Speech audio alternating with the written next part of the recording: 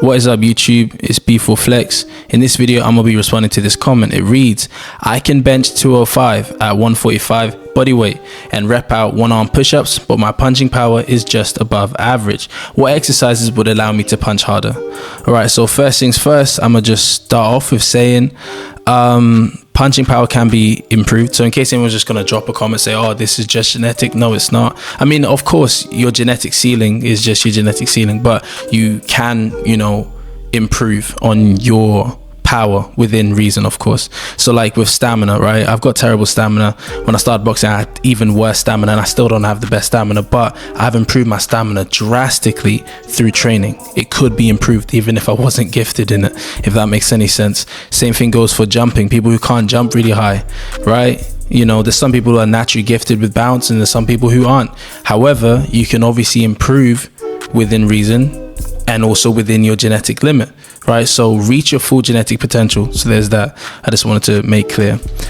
On top of that, now, when going on to your training, I do want to say, it's not just your upper body, right? You're training your push. It looks like you're talking about how you can bench press quite a bit. You've got good one-arm push-ups. So you're talking about your push. Are you also training your core?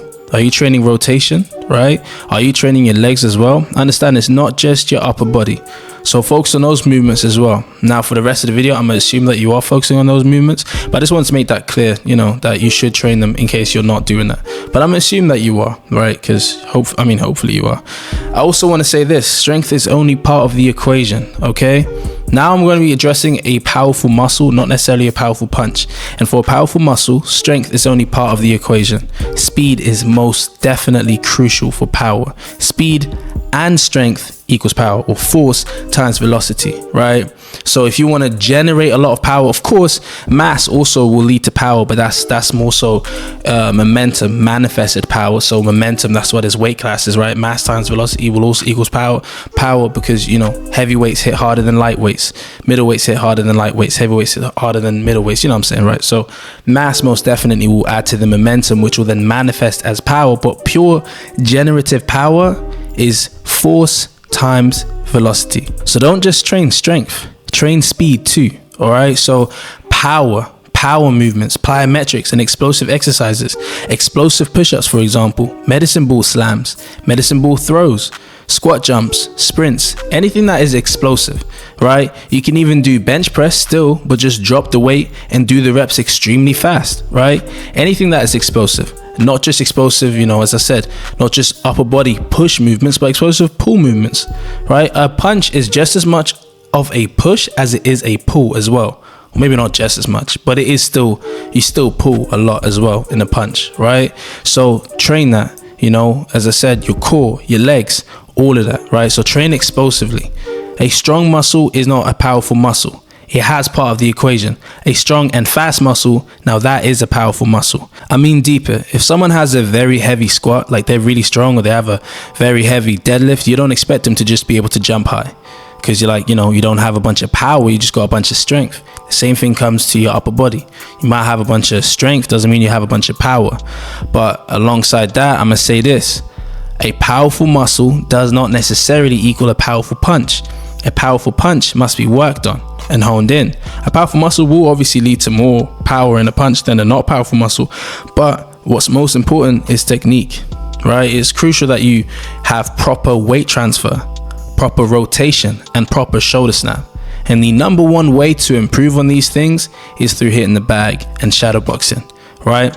I can, in the earlier part I was explaining about training strength, other muscles, and then training power. But when you really look at, hard hitters, you look at Rocky Marciano, you look at Tommy Morrison, you look at Mike Tyson, you look at George Foreman, you look at Joe Frazier, you look at their training routines, and you realize that they weren't doing a bunch of these plyometrics and yada, yada, yada.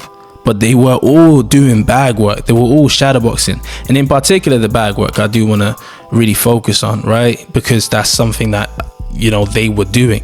They were all doing that, right? That's essentially a plyometric. It's a power move. Well, no, I wouldn't say plyometric, but it's a power movement. It's a speed movement, as long as you're focusing on that. So if you focus on bag work, doing it for, of course, like, you have your bag work that you're basically just doing as if you're doing rounds of sparring, or as if you're fighting somebody.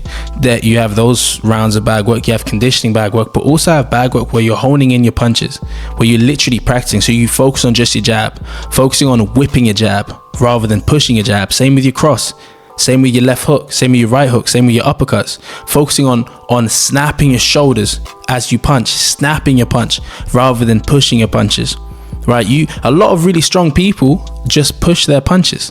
They don't snap their punches. They don't whip their punches. So if you can focus on that, you will increase in power. Pushing your punches will be like having a heavy hand, right? But not necessarily a hard punch. You know, your punch will definitely move people around, but it won't rattle them because it doesn't have that snappy concussive effect.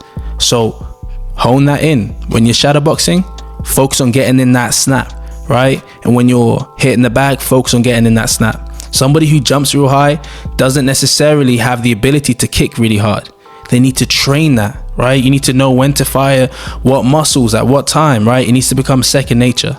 So do that, right? Remember to train your full body, right? Your shoulders are crucial, your core and your legs. Remember to train for speed along with strength, therefore power. So train for power, but that's just the powerful muscle part. The most crucial is learn how to punch and hone in your punches. You can ignore everything else. Just hit the bag and shadowbox. You know, don't overthink the strength training. Don't overthink the strength and conditioning. Just hit the bag and shadowbox and you will hone that in. But I do want to say, based off your question and how it was worded, I might be wrong, but you do seem quite novice. And if you are novice, right, let's say you're boxing. You might not be boxing. If you're not boxing, that's cool. But if you are novice, I do want to say, don't just focus on power. Do not. It is very stupid. You know, when you box, especially in the beginning stages, focus on getting your technique together and focus on increasing your experience, your IQ, so that you can actually land those punches, because there's no use in having a hard punch if you can't find the opportunity to land that punch. Okay, so become more effective at boxing, and then even if you had less power than you might have if you just focus on power, your power will become more effective power. See, Tank Davis, for example, is a hard hitter, but he's undoubtedly not going to be the only hard hitter, but he's the only one who hits that hard. He doesn't have like the rarest power in the world, pound for pound, but in his weight class, he happens to be the most effective at setting up his knockouts, at having the best timing and position. So precision. Yeah, I said it wrong. But anyways, so focus on your boxing first. Your boxing can then bring out your power and show it. But power without boxing, listen, Deontay Wilder is one of a kind. Don't just expect to just rely on a puncher's chance. All right. So hone in your boxing. But I hope this video helped you out, man. It's B4Flex. I'm out.